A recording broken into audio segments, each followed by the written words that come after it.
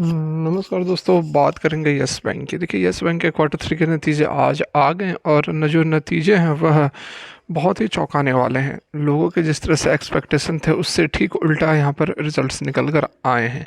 लेकिन इस रिज़ल्ट के पीछे कारण क्या है? क्या सही में रिजल्ट्स ऐसे ही हैं या फिर आपको मिसलीड किया जा रहा है? सारा कुछ जानेंगे। रिक्वेस्ट है कि वीडियो अच्छी लगे तो लाइक करें, चैनल को सब्सक्राइब कर ले जेन्युइन इन्फॉर्मेशन के लिए। तो यहाँ पर देखिए, यदि न्यूज़ आर्टिकल्स की हम बात करें तो न्यूज़ आर्टिकल्स में ये अपडेट निकल कर आ रही है और इस खबर को देखकर कोई भी पैनिक में आ जाएगा। यहाँ आप देख सकते हैं कि यस बैंक जो है उसने 80% प्लंज, मतलब कि 80% जो प्रॉफिट है वह गिर चुका है क्वार्टर थ्री के अंदर। केवल और केवल 51 करोड़ का प्रॉफिट दर्ज किया है कंपनी ने क्वार्टर थ्री में। जिस तरह से लोगों का एक्सपेक्टेशन था उसके ठीक अपोजिट यहाँ पर रिजल्ट्स निकल कर आए हैं। लोगों को एक्सपेक्टेशन था कि बहुत ज़बरदस्त प्रॉफिट 300 करोड़ से ऊपर का प्रॉफिट कंपनी दर्ज करेगी, लेकिन हुआ बिल्कुल उल्टा। यहाँ पर सिंगल तो नहीं, लेकिन डबल डिजिट में जो है प्रॉफिट आती हुई नज़र आ रही है। अब उसका कारण क्या है? तो यहाँ पर देखिए, एनपीए राइज, एनपीए को बढ़ा दिया गया है और जिसके कारण जो है प्रॉफिट प्लंज किया है। तो क्या सही में अब यस बैंक से निकलना पड़ेगा? सही में क्या यस बैंक के जो बातें बताई जा रही थी कि अब टर्न अराउंड स्टोरी अब हो गई है, क्या वह सब झूठ था? सारा कुछ अभी हम समझने वाले हैं डिटेल में।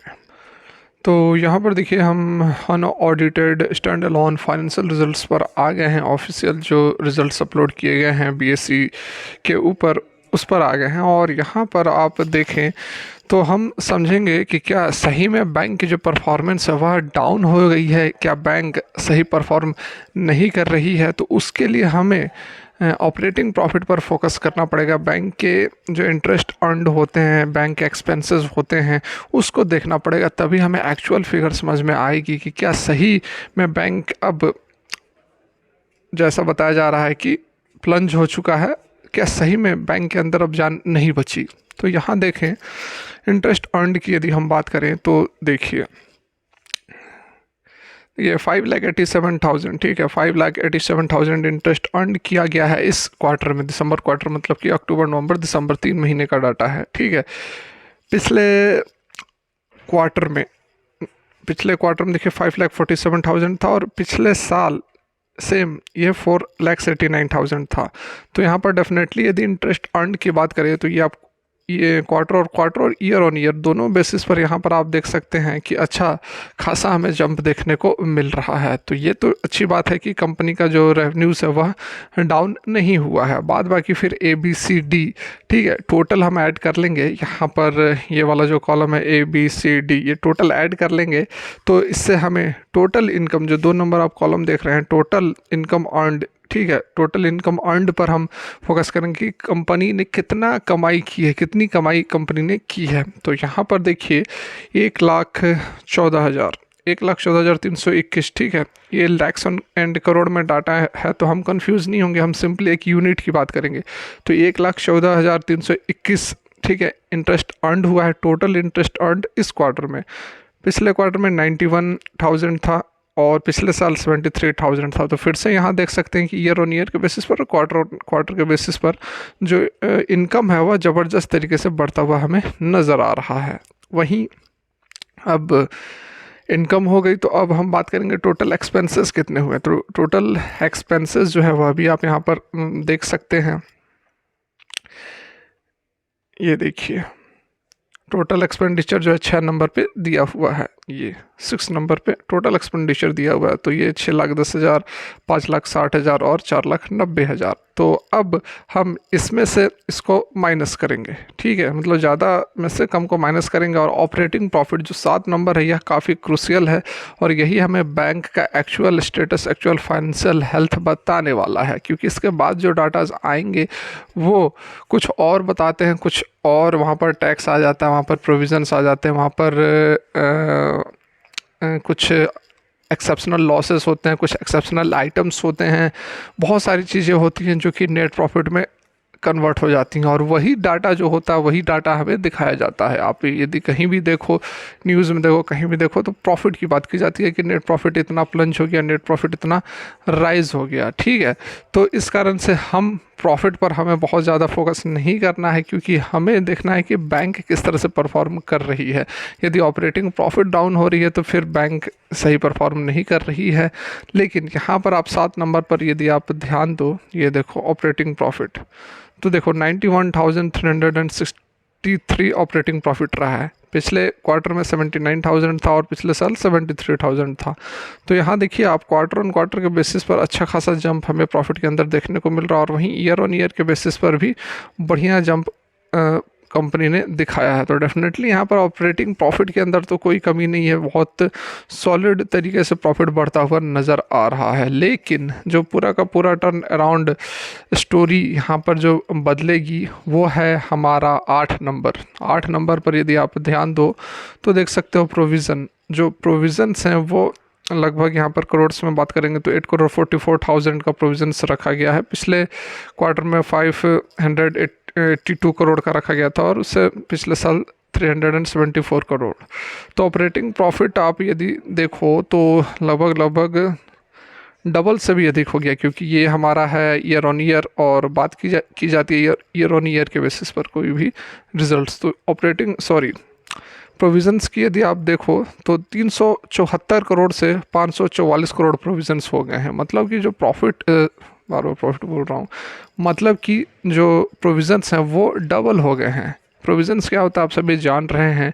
अब कंपनी को लग रहा है कि आने वाले 3 महीने में कुछ ऐसी स्थिति आ सकती है बैंक के पास जिसके लिए बैंक को और पैसे चाहिए, एक्स्ट्रा फंड्स चाहिए उससे निपटने के लिए। तो इस कारण से बैंक ने अपने प्रोविजंस को डबल से भी अधिक कर दिया है, और ये कारण है कि जो प्रोविजंस होते हैं वो अब प्रॉफिट में माइनस हो जाते हैं। तो यही कारण है कि जो यहाँ पर आप प्रॉफिट देख रहे हैं, नेट प्रॉफिट की यदि हम बात करें, देखिए 14 नंबर की यदि हम बात करेंगे तो ये हमारा है नेट प्रॉफिट, ठीक है।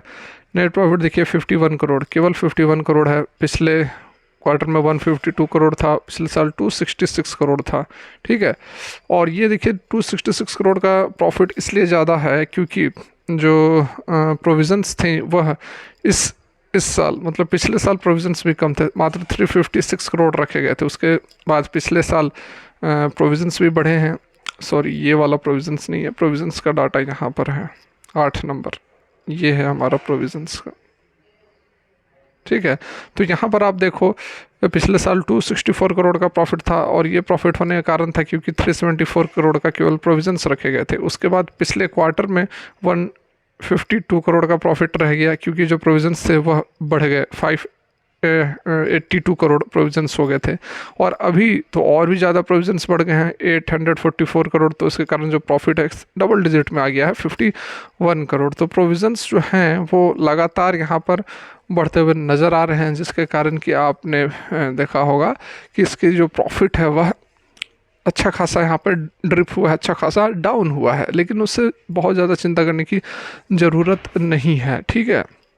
यहाँ देखिए अच्छी बातें जो हैं आपको नज़र आएंगी, जो एनपीए वगैरह का ट्रांसफ़र हुआ है उससे बहुत ही सॉलिड ट्रांसफॉर्मेशन आपको यहाँ पर अब देखने को मिलेगा। यदि हम बात करें ग्रॉस एनपीए की तो ये देखो यहाँ पर ग्रॉस एनपीए परसेंटेज में बात करेंगे तो ये देखो 12.89% से जो जीएनपी है वह 2.202% रह गया है, और इस सब सारा जो कारण है वह वही है जो जेसी फ्लावर को ट्रांसफ़र किया गया 48,000 करोड़ का एनपीए, उसके कारण पूरा का पूरा यहाँ पर टर्न अराउंड होता हुआ नज़र आ रहा है। नेट एनपीए जो है 3.6% से 1.03% रह गई है। तो ये तो बातें बहुत अच्छी यहाँ पर नज़र आ रही हैं, लेकिन जो प्रोविज़न्स रखे गए हैं उसके कारण सारा का सारा जो यहाँ पर खेल है वह बदलता हुआ नज़र आ रहा है। देखिए अब सवाल यह उठता है कि इस रिज़ल्ट्स का इम्पैक्ट क्या होगा कल, नहीं जब इस सोमवार को मार्केट ओपन होगी तो हमें क्या देखने को मिलेगा। देखिए यहाँ पर एक रिज़ल्ट्स को हम निगेटिव कह सकते हैं, और इसका जो इम्पैक्ट है वह हो सकता है कि आपको एक बिकवाली देखने को मिले और अच्छी खासी सेल ऑफ भी देखने को मिल सकती है। लेकिन ये जो सेल ऑफ है ये आपको एक गोल्डन अपॉर्चुनिटी है, इस रिजल्ट्स के बाद यदि स्टॉक के अंदर गिरावट आती है तो ये बहुत अच्छा अपॉर्चुनिटी है आपको फिर से माल उठाने के लिए, क्योंकि आपने देखा ऑपरेटिंग प्रॉफिट डाउन नहीं हुआ, और जब तक ऑपरेटिंग प्रॉफिट डाउन नहीं होता है तब तक आप इसमें माल उठाते रहें। स्टॉक जो है वह ज़बरदस्त तरीके से बढ़ सकता है जब इस रिजल्ट्स का जो प्रेशर है वह ख़त्म होगा, उसके बाद स्टॉक जो है रिकवरी भी अच्छी करेगा। आपको देखो Q3 की बात की जा रही थी कि कैसे नतीजे आएंगे, कैसे नतीजे आएंगे, तो इसका इम्पैक्ट जो है मार्च में भी देखने को आपको मिल सकता है, लेकिन बहुत ज़्यादा इसका इम्पैक्ट नहीं दिखेगा, क्योंकि प्रॉफिट ज़रूर डाउन हुई है लेकिन बड़े बड़े इन्वेस्टर्स भी जान रहे हैं कि प्रोविजंस के कारण डाउन हुए हैं, तो इस कारण से बिकवाली भी बहुत नहीं होने वाली है मार्च में। जो लॉक इन पीरियड ख़त्म होगी तो उसके बाद बहुत ज़्यादा बिकवाली नहीं होने वाली है, तो इस कारण से डेफिनेटली आप जो हैं अगर गिरावट होती है तो माल उठाएं, और इस खबर के कारण आपको सेल ऑफ करने की कोई ज़रूरत नहीं है। स्टॉक जो है बहुत तेज़ी से बाउंस बैक कर सकती है। तो फिलहाल के लिए वीडियो यहीं तक, अच्छी लगी हो तो लाइक ज़रूर करें, इस चैनल को सब्सक्राइब कर लें ज़्यादा इन्फॉर्मेशन के लिए। और अब इसके बाद एक ज़बरदस्त मल्टीबैगर स्टॉक के बारे में भी एक वीडियो आएगी, तो उसको भी ज़रूर देखें। Thanks for watching.